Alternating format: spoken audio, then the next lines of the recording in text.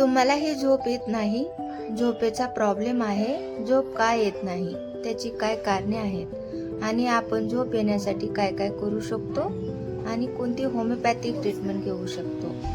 तर hello friends, मी doctor Sarika. तर आपला टॉपिक आहे लॉस ऑफ स्लीप. तर त्याची कारणे आपण पाहिले तर सगळ्यात पहिलं कारण स्ट्रेस आणि अँझायटी. स्ट्रेस हा जीवनातील एक अविभाज्य घटक आहे. यामुळे बऱ्याच जणांचे खूप सारे प्रॉब्लेम होतात.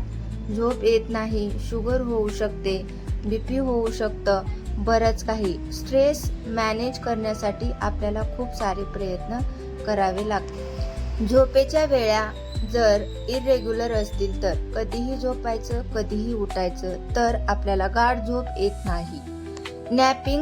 नॅपिंग हा खूप छान पार्ट आहे. जर आपण शॉर्ट नॅप घेतली म्हणजे थोडंसं झोपायचं 10 मिनिट आणि उठायचं, एकदम आपल्याला फ्रेश वाटतं. पण जर ही नॅपिंग आपण इव्हिनिंगला घेत असू तर रात्री आपल्याला झोप येत नाही. झोपेच्या अगोदर जर स्क्रीनिंग टाइम जास्त असेल म्हणजे मोबाईल पाहणं, लॅपटॉप पाहणं असेल तरी सुद्धा झोपेवर ह्याचा खूप परिणाम होतो. जर अनकम्फर्टेबल वातावरण जर असेल म्हणजे खूप उष्णता असेल किंवा खूप थंडी असेल किंवा खूप गर्दी किंवा खूप कालवा असेल, खूप नॉइझी वातावरण असेल तरी सुद्धा झोपेवर परिणाम होतो. काही क्रॉनिक कंडिशन्स असतात म्हणजे आर्थरायटिसच्या पेशंटला झोप येत नाही. फायब्रोमायल्जिया म्हणजे मस्क्युलर पेन असेल. काही व्यक्तींना स्लीप ॲपने असू शकते किंवा रेस्टलेस लेग सिंड्रोम जरी असेल तरी सुद्धा झोपेचे प्रॉब्लेम होऊ शकतात. मेंटल हेल्थ कंडिशन मध्ये काय होऊ शकतं तर डिप्रेशन असेल किंवा अँझायटी असेल. स्टाईल फॅक्टर मध्ये काही लोक खूप जास्त प्रमाणामध्ये कॉफी घेतात तर काही लोक खूप जास्त प्रमाणामध्ये अल्कोहोल घेतात. अशा लोकांना झोपेचा खूप परिणाम होतो. शिफ्ट वर्क असेल, रात्रीच्या वेळी जर जास्त कामाचा लोड असेल किंवा रात्री शिफ्ट जास्त असतील तरी सुद्धा झोप येत नाही. डाएट प्लॅन जे लोक करतात, उपाशी पोटी झोपतात, त्यांना सुद्धा झोप येत नाही. काही अदर फॅक्टर्स आपण पाहिले तर एज रिलेटेड असतं. ओल्ड एज झाल्यानंतर लोकांना झोप येत नाही.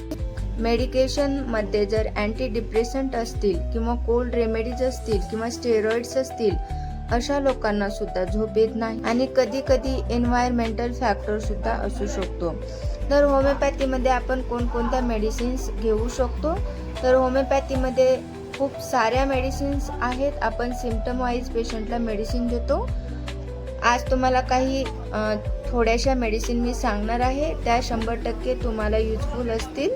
त्याबरोबरच माझ्या चॅनलला सबस्क्राईब करा, लाईक करा आणि बेल आयकन दाबायला विसरू नका. तर चला, होमिओपॅथीमध्ये सगळ्यात पहिली मेडिसिन आपण पाहिली तर पॅसिफ्लोरा मदर टिंचर आहे. मदर टिंचर जर खूप अँझायटीमुळे जर पेशंटला झोप येत नसेल तर पॅसिफ्लोरा मदर टिंचर खूप हेल्पफुल आहे.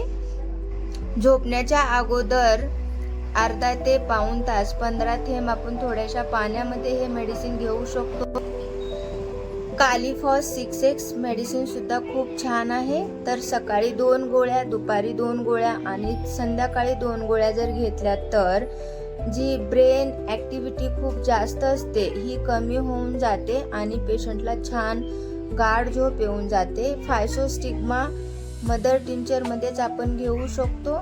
15 थेंब झोपण्याच्या अगोदर घेतलं तर खूप छान झोप येते. जर कॉम्बिनेशनमध्ये आपल्याला घ्यायचं असेल तर पॅसिफ्लोरा मदर टिंचर, ॲव्हेना सटायवा मदर टिंचर आणि मायरिया मदर टिंचर हे तिन्ही मेडिसिन आपण सेम क्वांटिटीमध्ये इक्वल मिक्स करू शकतो. आणि सकाळी 15 थेंब आणि संध्याकाळी 15 थेंब थोड्याशा पाण्यामध्ये जर आपण मिक्स करून घेतलं, झोपेच्या अगोदर सुद्धा आपण हे मेडिसिन घेऊ शकतो. फक्त